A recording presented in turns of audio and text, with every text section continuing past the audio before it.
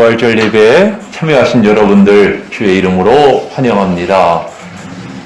여러분들 다 일어나셔서 우리 주변에 계신 분들과 함께 반갑게 부활절 인사 나누어 주시겠습니다.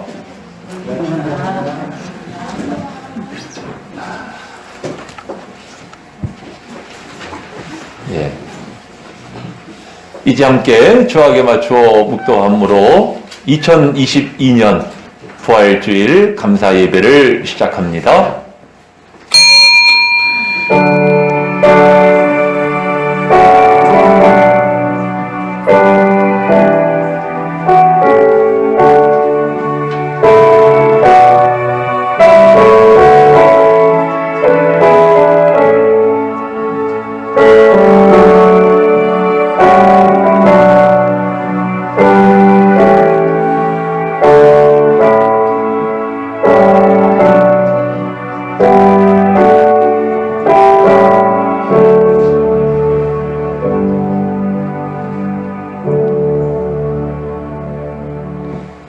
예수 그리스도는 부활이시며 생명이심을 믿습니다. 부활의 소망을 가진 주의 성도들, 오늘도 거룩한 성일 주 앞에 나와 기쁨으로 부활절을 맞으며 하나님 앞에 감사와 찬양과 영광을 돌려드립니다. 저희의 들이 없는 예배를 기쁘게 연락하여 주시옵시고 이 시간 성도들의 심령 가운데 부활의 감격과 기쁨이 충만케 하여 주시옵소서. 오직 성령께서 운행하시는 거룩한 예배 되어질 줄로 믿사옵고 예수님의 이름으로 감사하며 기도하옵나이다. 아멘.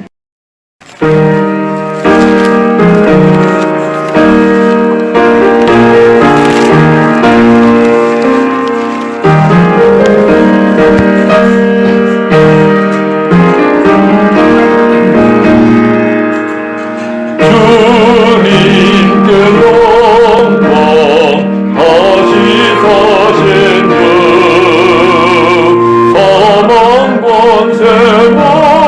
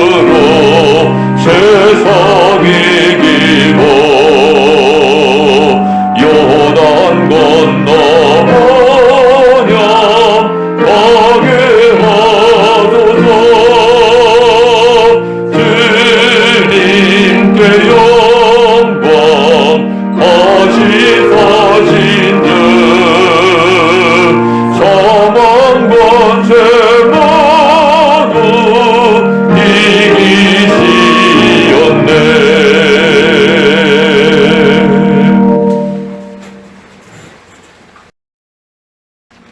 부활절 우리에게 주시는 하나님 말씀 빌립보서 3장입니다.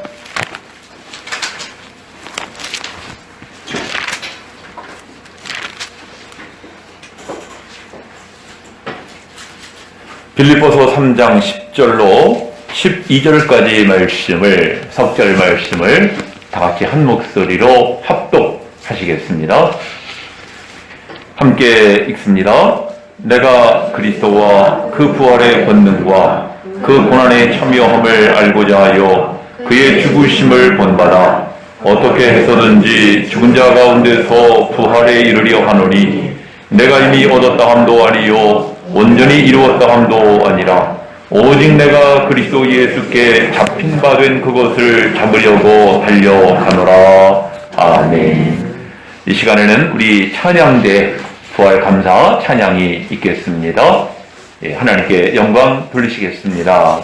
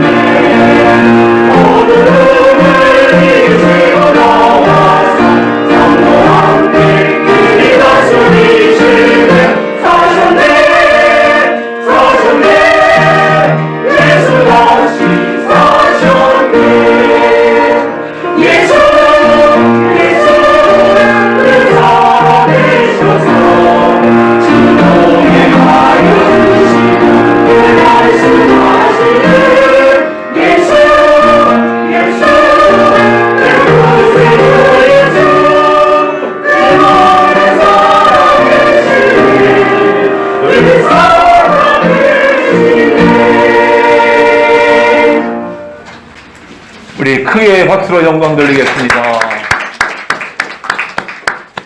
우리 새로운 교회 찬양대 찬양을 우리 하나님께서 기쁘게 받으신 줄로 믿습니다.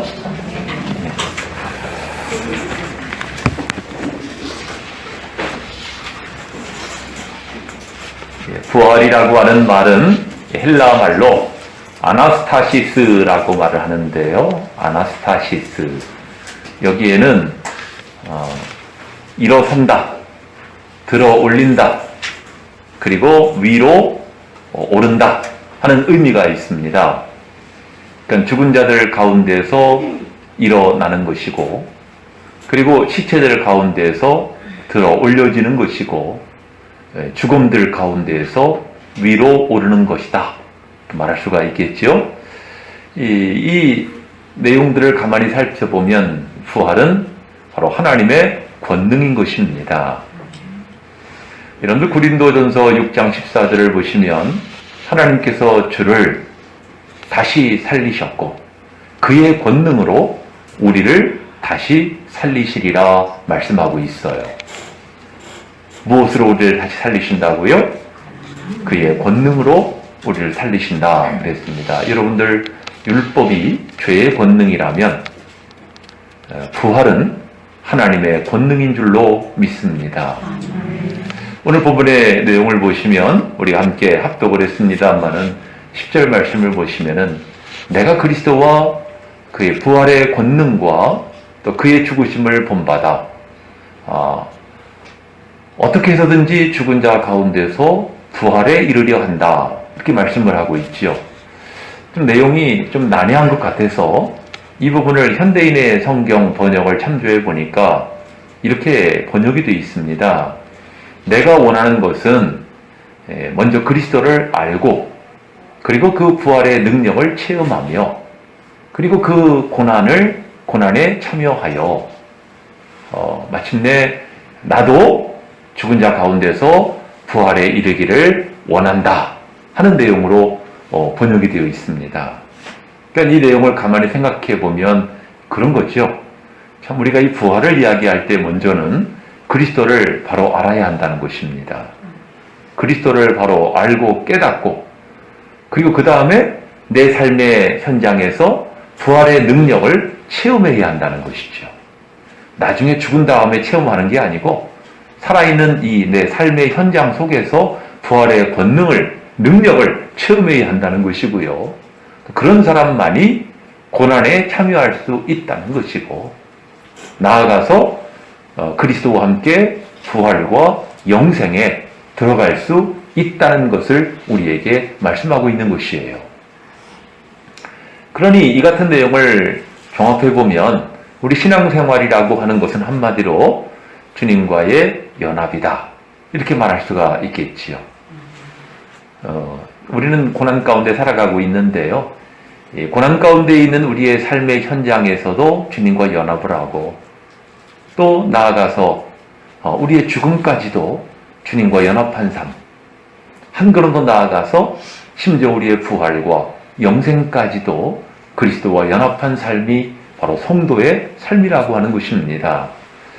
그런 점에서 과연 저와 여러분들은 진정한 주님과 연합을 이루고 있느냐 하는 질문을 우리는 해볼 수밖에 없어요. 여러분들 오늘 본문 빌립보 교회를 향한 사도 바울의 말씀이지요. 이 말씀을 보면 사도 바울의 간절한 소망은 부활의 권능도 체험을 하고 그 고난에 참여하고 마침내 죽은 자 가운데 부활에 이르기를 소망하는 간절한 영혼을 엿볼 수가 있는데요. 여러분들 이 부활은 실제적으로 갈라디아서 그 2장을 보면 사도 바울은 내가 그리스도와 함께 십자가에 못 박혔다 이렇게 증거하고 있지 않습니까? 부활의 권능을 믿기 때문에 자신은 이미 십자가에 못 박혔다는 것이고 나는 죽었다는 거예요. 내 안에 그리스도께서 살아계신다는 것입니다. 여러분들에게 지금 그리스도의 고난이다 이런 이야기를 자꾸 하고 있는데 그리스도의 고난은 뭘 그리스도의 고난이라고 하는 것입니까?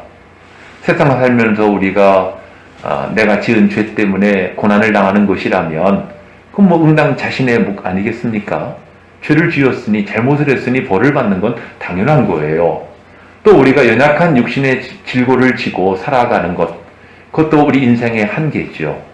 인생은 연약하기 때문에 우리 모두는 그런 고통 속에 살아갈 수도 있습니다. 그럼 그리스도의 고난이라고 하는 것은 무엇인가? 예수를 믿기 때문에 받는 고난을 말하고요. 또 예수의 복음을 전하기 때문에 받는 고난을 그리스도의 고난이라고 말하는 것입니다. 자신의 죄나 혹은 육신의 질고로 받는 고난을 말하는 것이 아니라 그리스도로 인하여 받는 고난, 그리스도를 믿기 때문에 또 그리스도의 복음을 전하기 때문에 당하는 고난을 그리스도의 고난이라고 이야기하는 것입니다. 어떤 면에서 보면요, 이건 선택적이에요. 왜냐하면 우리가 예수를 안 믿었으면 그리스도의 고난을 받을 이유가 없지 않습니까?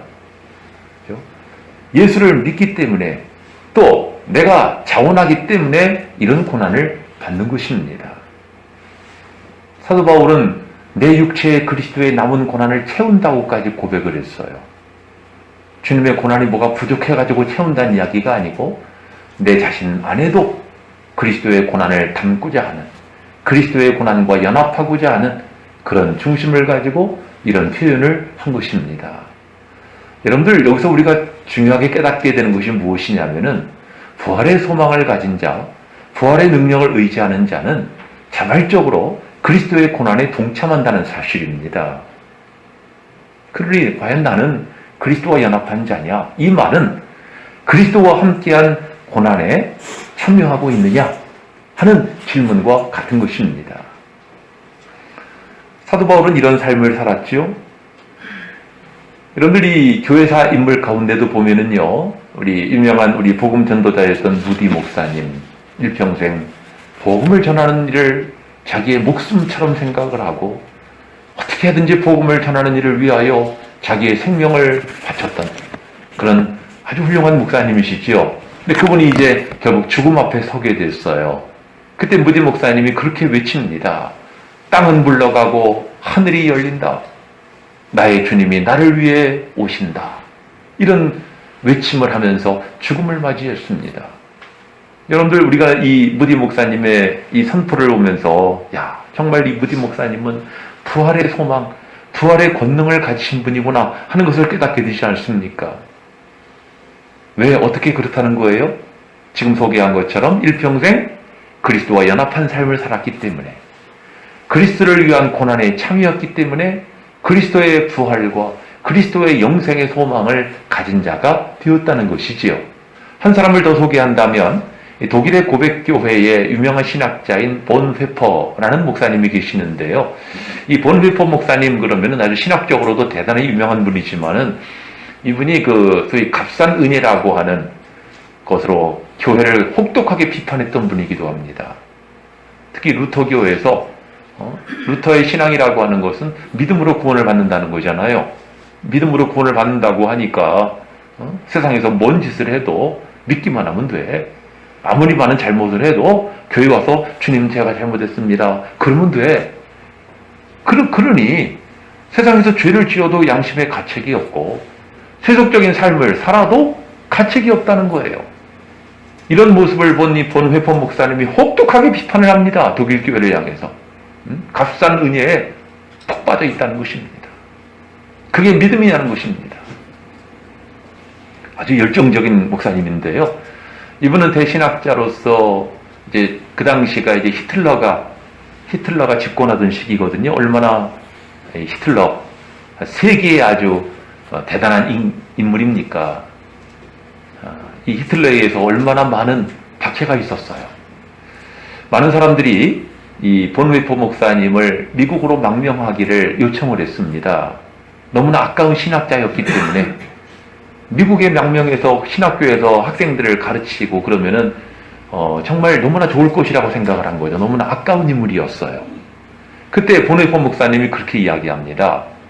내 조국이 히틀러의 저 광기 아래서 고통을 받고 있는데 이런 때 나 혼자 모면하겠다고 그러고 앉아 있는다면 나중에 내가 독일의 내 민족의 교회 앞에서 내가 무엇이라고 말할 수 있겠는가?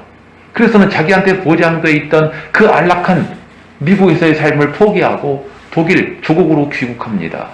그리고 히틀러에 대항하는 운동을 전개했어요. 투쟁을 한 것입니다. 그러다 결국은 체포가 되었죠. 1945년 4월 8일 이른 아침 2명의 간수가 그가 있는 감방으로 들어옵니다. 이제 시간이 되었습니다. 무슨 시간이 된 거예요? 처형당할 시간이 됐다는 거예요. 그때 같은 감방 안에 있던 많은 동료 죄수들이 눈물을 흘리며 너무나도 슬퍼합니다. 그때 본회퍼 목사님이 그 동료들을 향해 그렇게 마지막으로 이야기를 남겨요. 기뻐해 주세요. 오늘은 내 새로운 시작, 나의 영원한 생명의 시작입니다.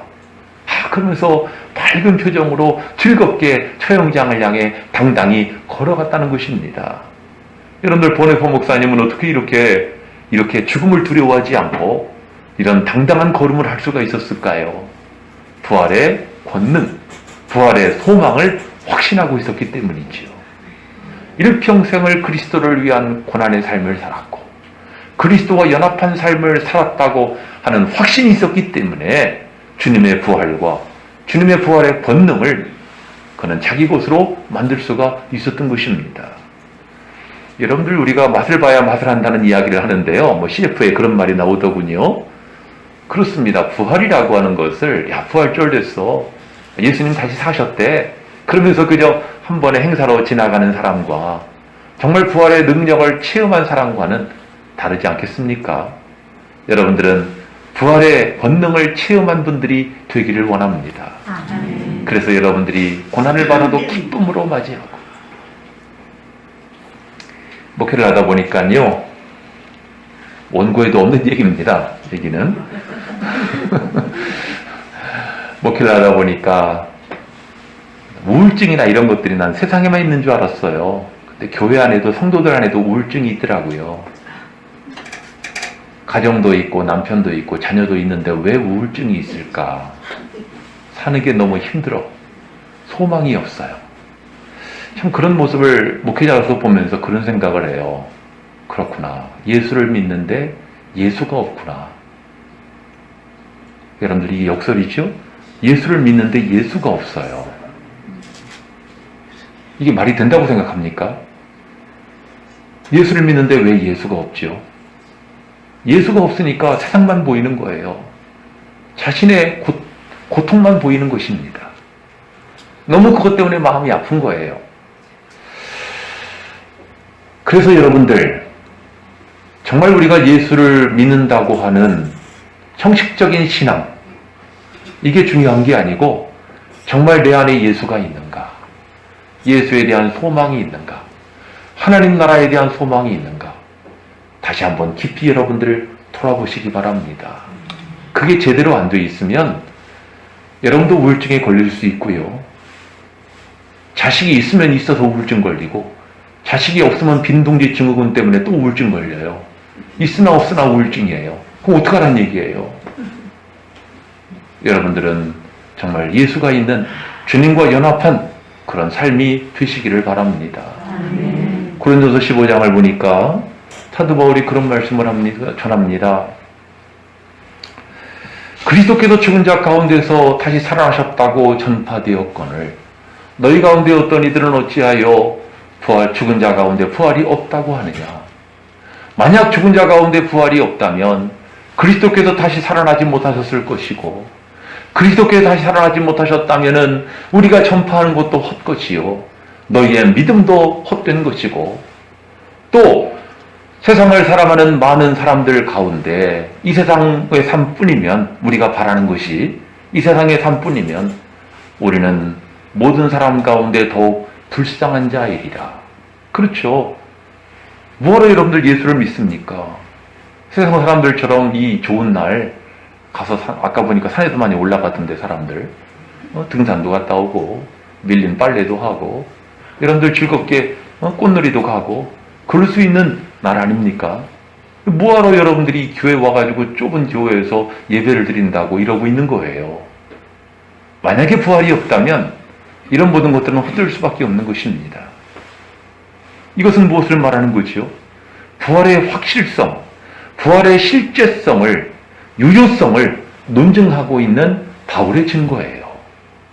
부활은 실제적이라는 것입니다. 여러분들, 예수님이 세상에 계실 때 죽은 사람을 살린 사건이 3번 기록이 되어 있어요. 3곳 기록되어 있습니다. 알고 계시죠? 회당장 야이로의 딸을 살려주셨고, 나인성 과부의 아들을 살려주셨고, 베다니에 있는 나사로를 다시 살리셨어요. 근데 예수님이 살리신 이 3사람 가운데 가장 충격적인 인물은 나사로예요. 왜냐하면 나사로는 죽은 지 나흘이나 됐어요. 죽은 지 나흘 됐다가 다시 살아난 사람은 없습니다. 여러분들, 특히 그 지역은 열대지방이에요. 이스라엘은, 중동. 그 지역은요, 사람 죽으면 바로 장례 치러야 됩니다. 왜요?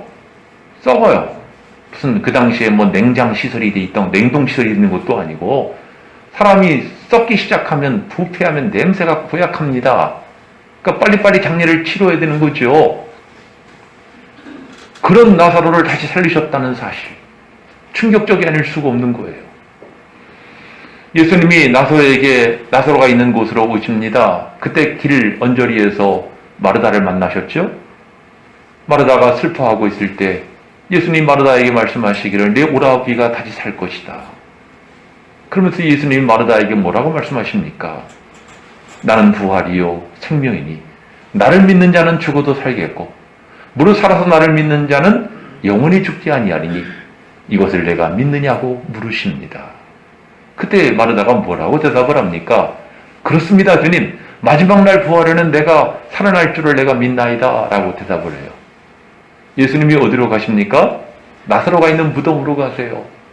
가셔서 명하십니다. 돌문을 옮겨 놓으라는 거예요.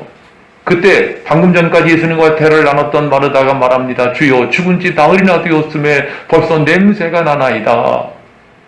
예수님 뭐라고 하셨어요? 내 말이 내가 믿으면 하나님의 영광을 보리라 하지 않았느냐.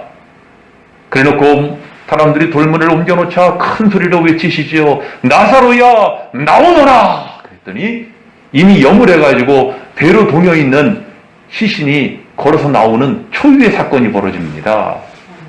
여러분, 우리 성경에서의 사건을 보지만 그 당시 사람들은 그야말로 경악을 할 수밖에 없는 사건인 거지요. 여기에서 비롯된 것이 바로 종려주일입니다.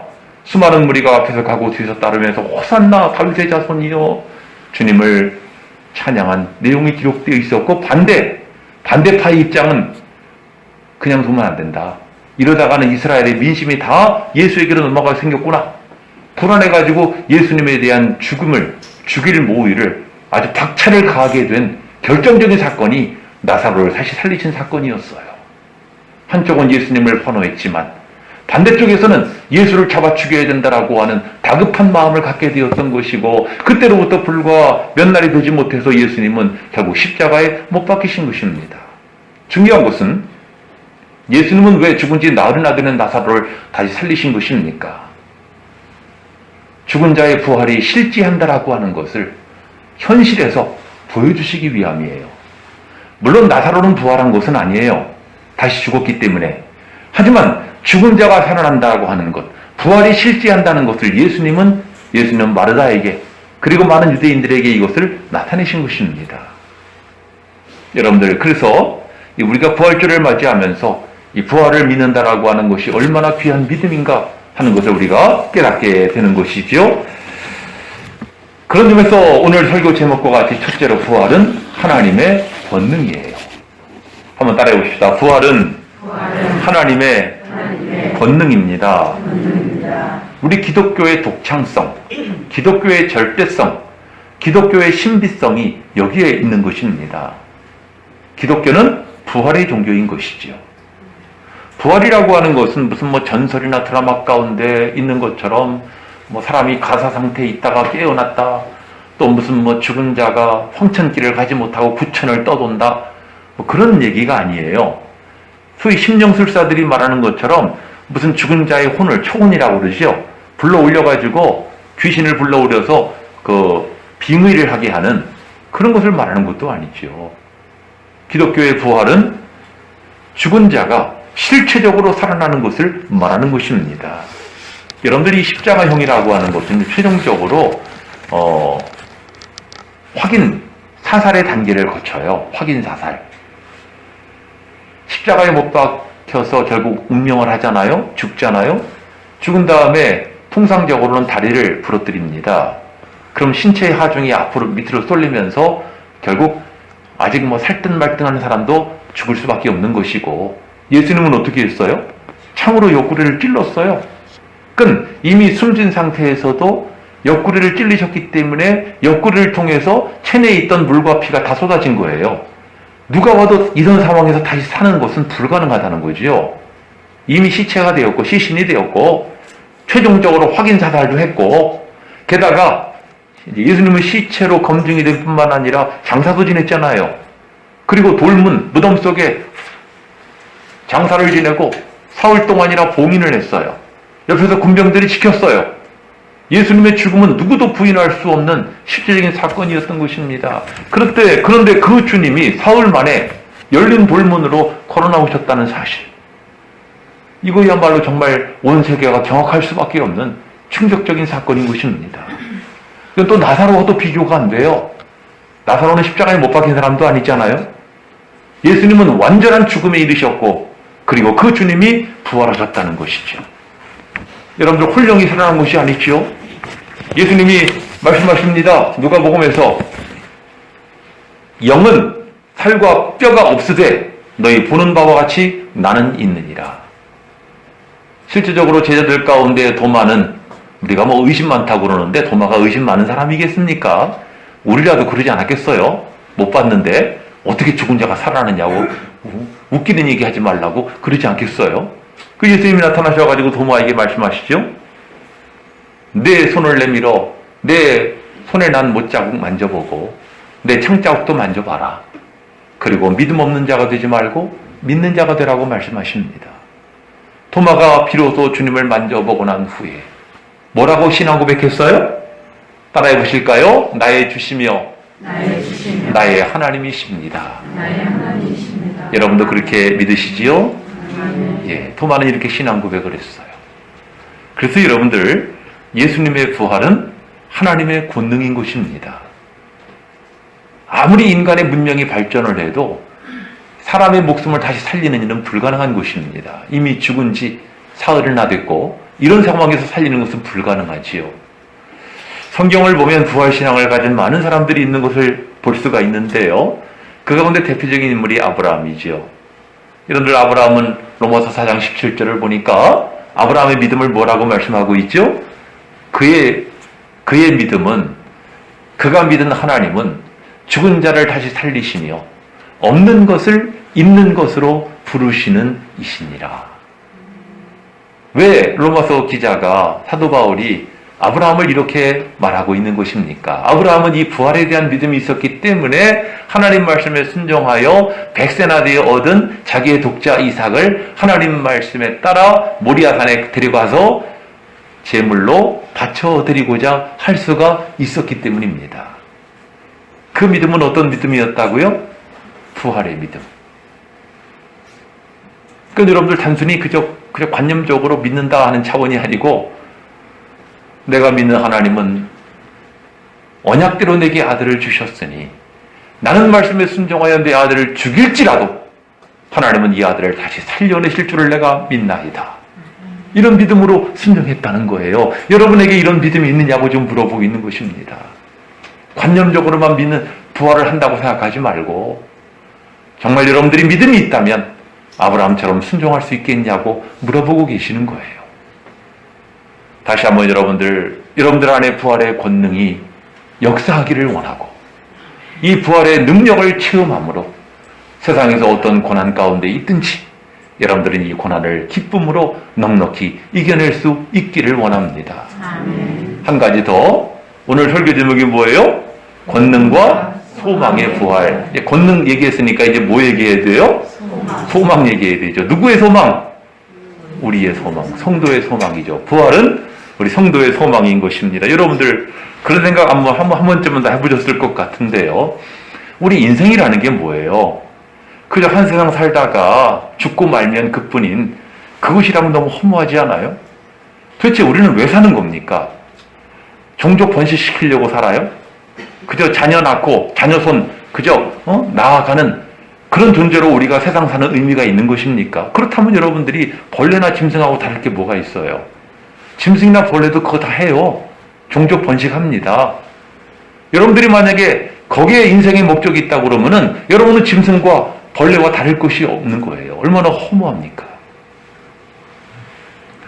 고린도서 15장 20절을 보니까 이렇게 말씀하십니다. 그러나 이제 그리스도께서 죽은 자 가운데서 다시 살아 잠자는 자들의 첫 열매가 되셨도다. 한번 따라해 보실까요? 그러나 이제 그리스도께서 다시 살아 잠자는 자들의 잠자는 자들의 첫 열매가 되셨도다. 첫 열매가 되셨도다. 여러분들이 함께 저를 따라 읽어주셨던 이 고린도서 15장 20절 말씀에는 두 가지 단어에 우리가 집중할 필요가 있는데요. 하나는 잠을 잔다는 말이에요. 잠자는 자들. 우리 기독교에서는 사람이 죽은 다음에 죽었다는 표현을 쓰지 않아요. 잠을 잔다고 이야기를 해요. 세상에서는 영결식이라는 말을 쓰는데 영결식이 무슨 의미인지 아시죠? 영결식은 영원한 헤어짐을 말합니다. 영원히 헤어진다. 그래서 영결식이에요. 우리는 절대로 영결식이라는 말 쓰지 않아요. 우리는 잔다. 잔다는 것은 다시 깨어날 것을 전제로 하는 것이죠. 지금 우리가 잠시 헤어지지만 주님 재림하실 때 우리는 다시 부활의 몸으로 만나게 될 것을 기대하고 믿는 것입니다.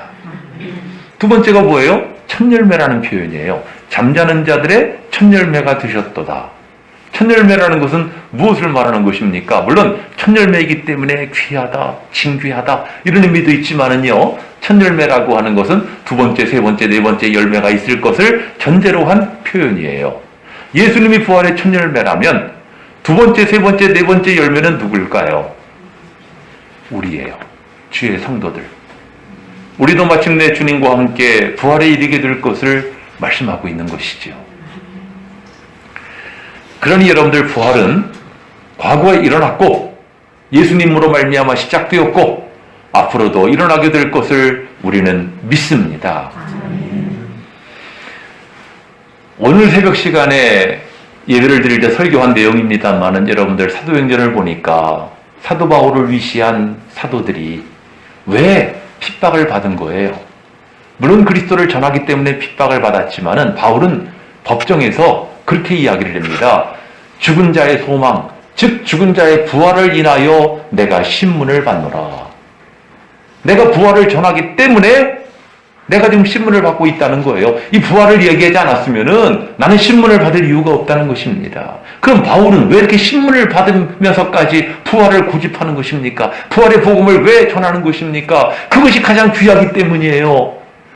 그것이 진정한 복음임을 믿기 때문입니다. 왜? 바울은 다메섹 도상에서 부활의 주님을 친히 만났기 때문이에요.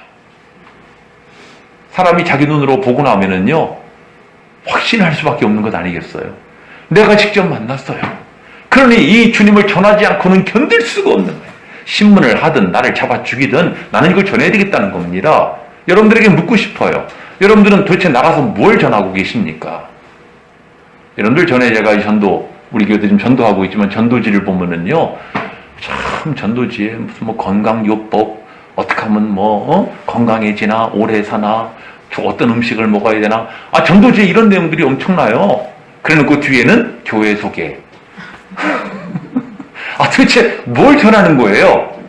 세상에서 어떻게 하면 오래오래 잘 사나, 어떻게 하면 건강하게 사나, 물론 중요하죠. 건강하게 살아야죠. 하지만 우리가 전해야 될 복음은 세상에서 어떻게 하면 오래오래 잘 사나, 이게 아니에요. 우리가 전해야 되는 복음이 뭐예요? 예수 믿어야 구원받는다는 것이고 우리도 부활을 해야 한다는 것입니다. 여러분들이 전도할 때 저는 그랬으면 좋겠어요. 이보시오. 당신이나 나나 결국 한평생 살다가 죽을 사람인데 그냥 살다 죽으면 너무 무의미하지 않습니까? 나는 부활할 것입니다. 당신도 부활의 소망을 가질 수 있기를 원합니다. 정말 그 영혼을 귀하게 여기는 마음으로 예수님의 십자가의 죽음과 부활을 여러분들 전파하시기를 바랍니다. 이 복음 전하다가 여러분들 손가락질 받는 한이 있어도 이 복음 바로 전하는 여러분들 되시기를 바랍니다.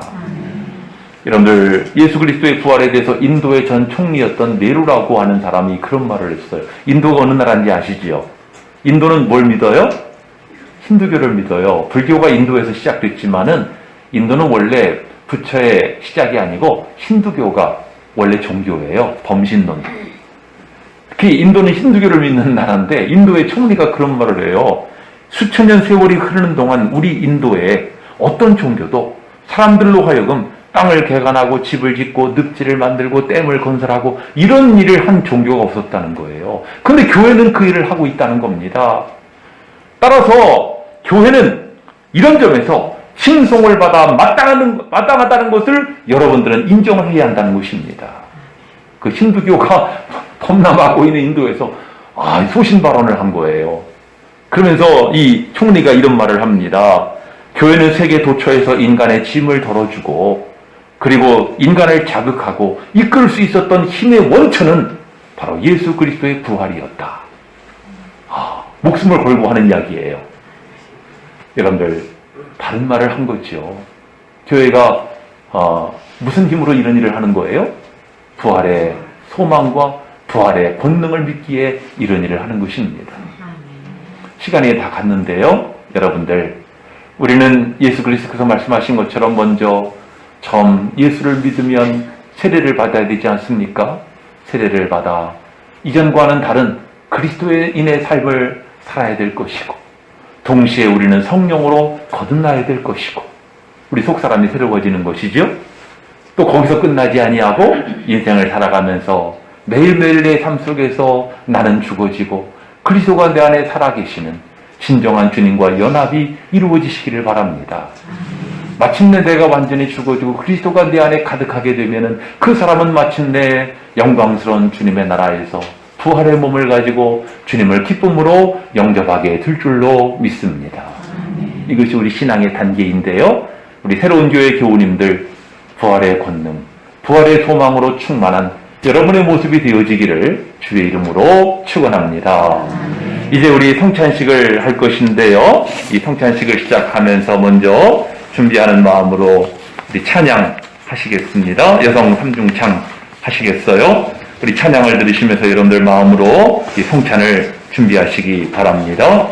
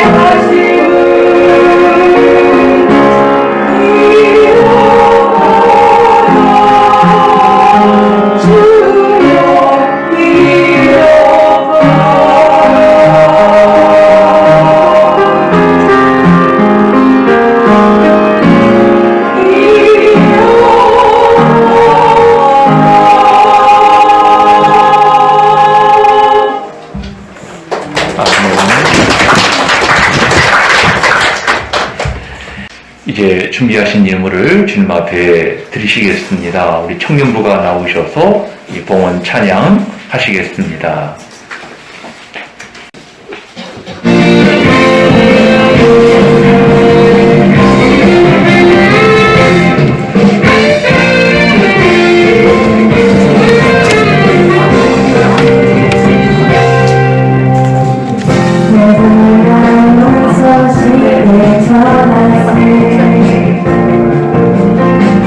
진짜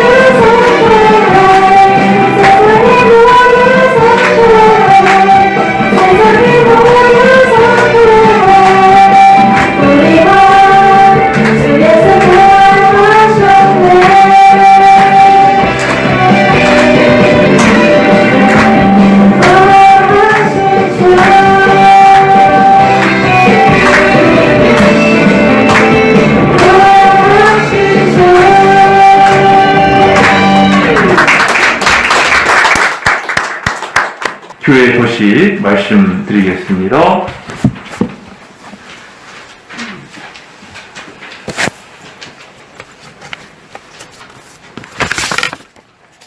예, 오늘은 기쁨과 소망의 부활절이고요. 우리 지난 한 주간 동안 고난주간 특별 새벽 기도가 있었는데 20명 가까이 아주 열심히 한 주간 내내 참여해 주셨습니다.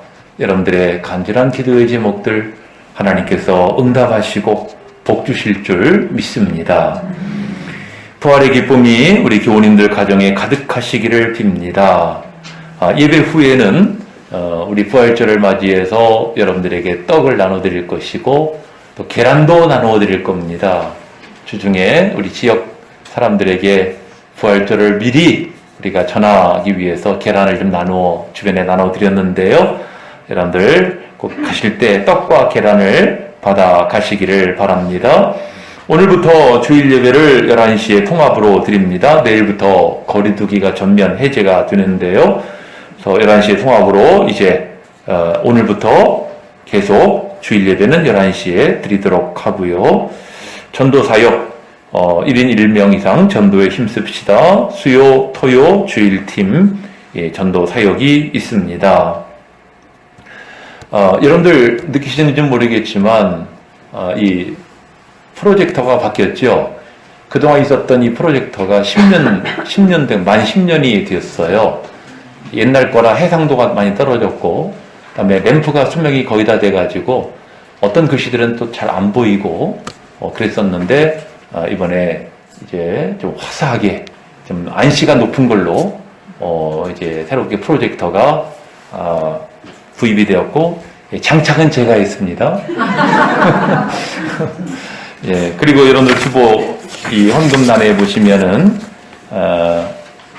특별헌금 우리 여옥근 집사님 창립 1주년 이제 우리가 5월 첫 주인데요. 감사한 마음으로 100만 원 특별헌금을 드리셨습니다. 하나님께서 기쁘게 받으신 줄로 믿습니다. 예, 교우 소식입니다. 오늘 오후 3시 반에 우리 황하소 성도님, 이상희 권사님 장녀 황서희 양의 결혼식이 강남에 있는 라운제나 8층에서 있습니다. 교회에서는 오후 1시 반에 차량 출발하겠습니다. 가기를 원하시는 분, 집에 갔다 오셔도 좋은데, 좌우간 1시 반까지는 교회 꼭 오셔야 됩니다. 가시가기를 원하시는 분들 함께 가도록 하겠습니다. 딸 결혼을 감사해서 우리 성화소 성도님, 이상희 권사님 강단, 부활절에 맞게 하얀 난으로 화분을 장식해 주셨습니다. 중보기도 제목, 우리 교회를 통한 영혼 구원과 제자 사역을 위해 담임 목회자의 영성과 성령의 권능을 위해 오늘 설교 제목과 같이 부활의 권능과 소망이 교회와 이웃에 넘치도록 여러분들 기도해 주시기를 바랍니다. 우리 자리에 일어나셔서 우리 167장 힘차게 찬양하시고 축도함으로 부활 감사 예배를 모두 마치겠습니다.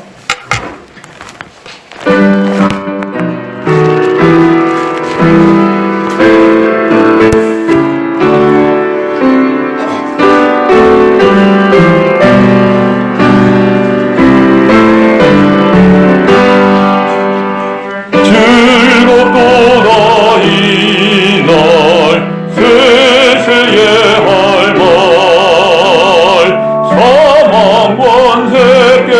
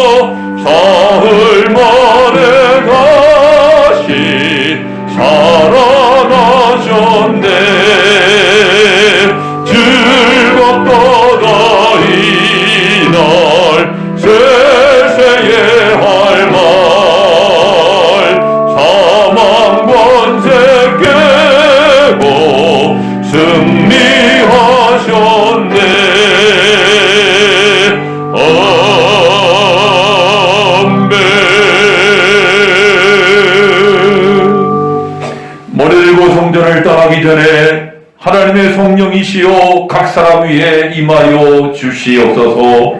지금은 우리 주 예수 그리스도의 십자가의 구속의 크신 은혜와 우리 아버지 하나님의 무한하신 사랑과 성령님의 감화, 감동, 교통, 충만하심이 2022년 부활절을 맞이하는 주의 성도들 가운데 부활의 권능과 소망으로 충만하게 하옵시기를 간절히 축원하옵나이다. 아멘.